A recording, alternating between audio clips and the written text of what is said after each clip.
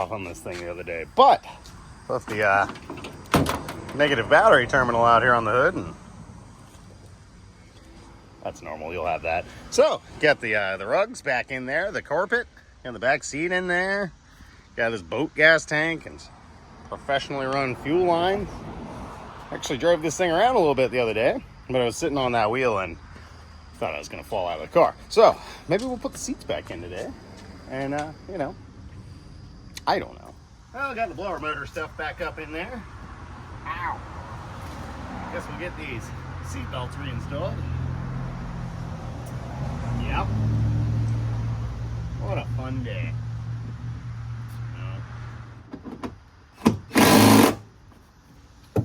Okay. At least the retractors still work. That's nice.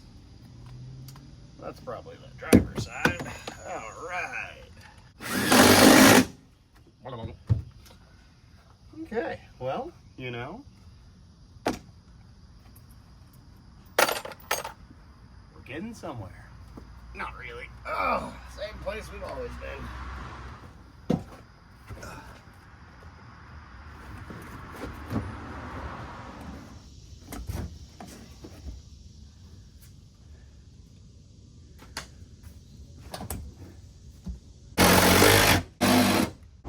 Hot out today.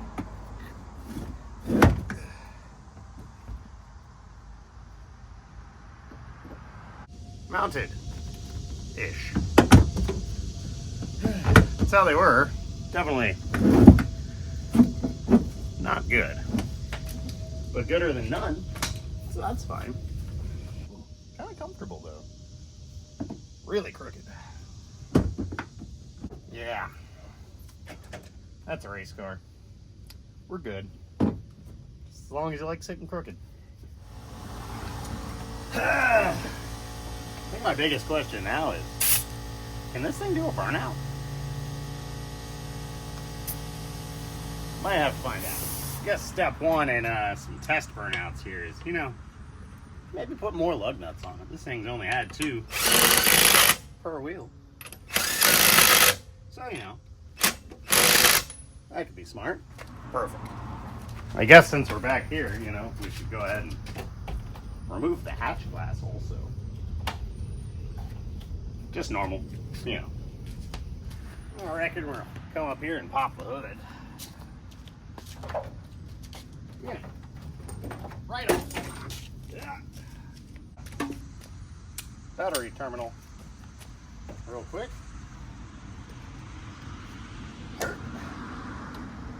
Yeah. That should be good. We got the fuel pump. You know, the racing fuel pump.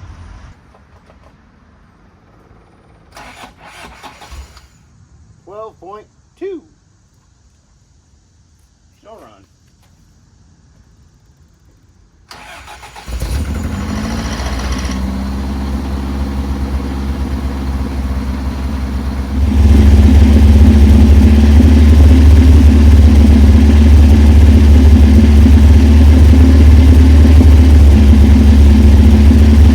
Everybody deserves a little bit of help.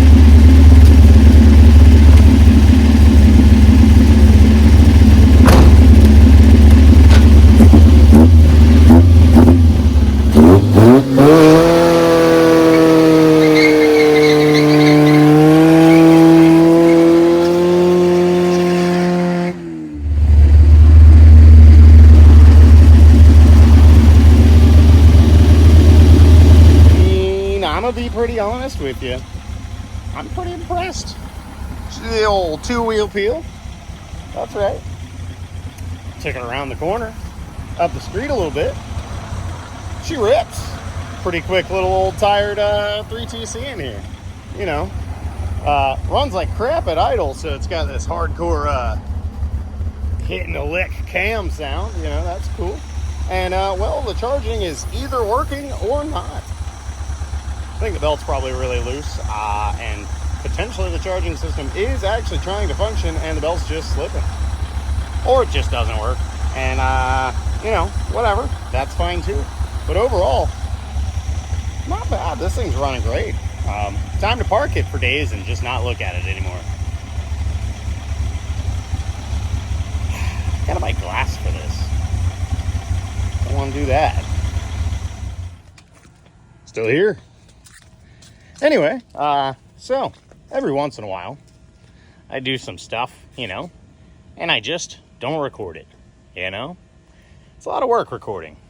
So every once in a while, I do something off camera. Pretty much anytime I touch that, it's boring. I get mad. It's not on camera. If I work on the Toyota van these days, I don't film any of that either. One thing I did several weeks ago was this thing. I went ahead and I modified the arrangement of the leaves in the rear leaf pack. Dang. And I lowered it some more in the rear. Looks awesome. Not yesterday, one of these days, the other day, I put these slots on from one of the Datsuns. And let me tell you, it looks awesome. However, we've got a little issue here.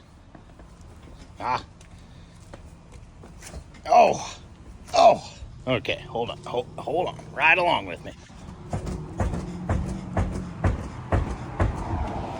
You heard that, right? So, she's bottoming out. Maybe only got a 1.5 inches of suspension travel in the rear. Now, you might notice it's pretty darn low. And I've already gone through, I've removed the rear bump stops, all 3 of them. There's one for the differential as well. If you don't know, this car, I need to pull the differential stop out because that's actually what's holding us up from having rear suspension on this. And I've even cut the bump stop brackets off of the frame rails and clearanced the floor a little bit over the diff. So I think today we're gonna crawl under there with this thing on jack stands and see if we can't find where it's still hitting and work out what else might need to be adjusted.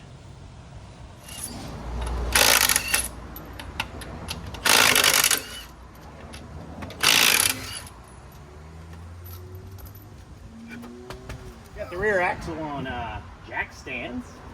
Come on in here. You can see a bit of where we clearanced up in here, and I drilled out the spot welds on the bump stop bracket, and we, you know, made a big gaping hole in the frame rail. Now, is that the best? No, longevity wise, you would want to see that in and make sure it's a nice, clean, sealed up frame rail still. However, this thing was already pretty crunchy, and well, it's a unibody, and that frame rail, I'm not too concerned about it. The wagon, it's way worse. So, you know, we're not worried about it. But we're going to crawl under here and do some very scientific yanking on the thing and see if we can't see what we're bumping into. You mind jumping on the bumper for me so I can see? I don't have any help. I need help. Dang it. Oh, think heavy thoughts, you know? Oh, new shocks. Didn't take the shocks off. That might help. Yep. Since I'm struggling here to make this thing bottom out while I'm down there, we're going to add some ballast weight. Yeah, these 3-spoke work things. They neat. Also, absolutely awful. So, we'll just weigh the car down to these real quick. That'll work.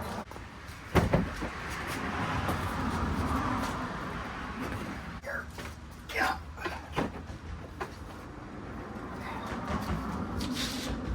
I think these are for sale, so if you're interested, talk to my boy Sean.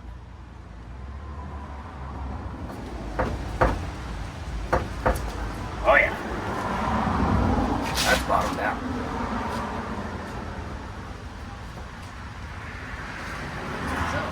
I couldn't see anything. Couldn't find a single thing. So, I took off the shocks, because, well, you know, that would at least help me bottom the thing out. Well, turns out without the shocks, I have a lot more travel. So, after all that, I just need shorter shocks, which I probably have.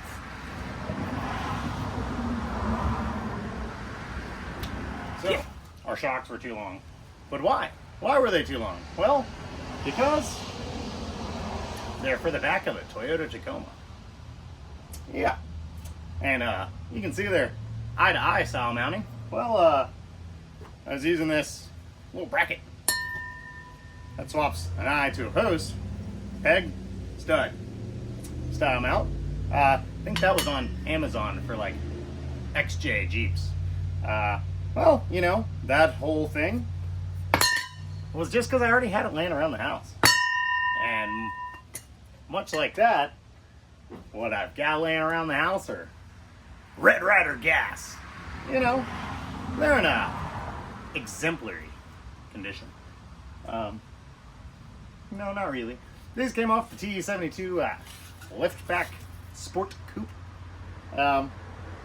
And all things considered, they're not a whole lot shorter than those are. But we're going to throw them on real quick because they're free and we've got them. And, you know, we'll see. We might have to go online, do some searching, find a shorter shock, and then try to find one local. That never works. Here's the open. Well, the Red Ryders are in. And, well, you know, they're not as well damped as I would like them to be. However, they are well damped enough for me to justify the freeness of installing them. Now, they're still just borderline too long. Now, these being a stock replacement shock for a Te51, I believe Camaro rear shocks, 3rd and 4th gen, should be stiffer and marginally shorter. So I might be able to just do Camaro rear shocks. If not, truck front shocks on IFS small trucks. Crazy short. So might end up with like a Nissan hard to body front shock or something like that. Really, it depends because I don't need this car. I don't know what's in the future for this car. It's neat though. I like it, but I don't need it. So yeah. Anyway, let's look at what we've done underneath here for clearance. Over here, you can see more of the frame clearancing and the notch. And then up here, oh, hello, come on. Right above the drive shaft there, you can see where she's done some rubbing. That's normal though, you'll have that. And right here, factory, there's a 3rd, don't look at the leaky pinion seal. Unimportant. We're not there yet. Anyway, up here, from the factory, you'll have a 3rd bump stop that hits the pinion snout. That's been removed and the bracket has been cut out. So that, rather than being the exterior floor of the car, that's actually the interior floor that you see with the like primered finish. And that allows us to have some clearance. Now, above the diff, I'm sure when we jump the Grand Canyon, that will hit the floor. In the wagon, it definitely hits the floor. In this car, quite a bit of clearance left. And I don't think we're hitting the drive shaft anymore. We're not hitting above the diff on the pinion snout or the housing, and we're not hitting in our C-notch. So, other than short enough shocks, preferably with some more damping, I think this thing is a go. Well, right off the rip, we know these shocks are doing a lot less than those Tacoma shocks were, because, well, I didn't used to rub tires as much as I am right now, and, well, right now we're pretty much just everywhere we go. And, well, you know, hella flush stance lifestyle is pretty cool, so, you know, that's fine. And it does bottom out substantially less, which is another reason why it would be rubbing, because apparently previously our shocks were limiting our travel, therefore not allowing us to travel enough to rub the tires. So, you know, there's that. But the damping, lackluster. Overall, I would still drive the absolute crap out of this thing. It's awesome. So, you know, we'll shelf it and just know that we need some shocks. What a sweet little ride, though.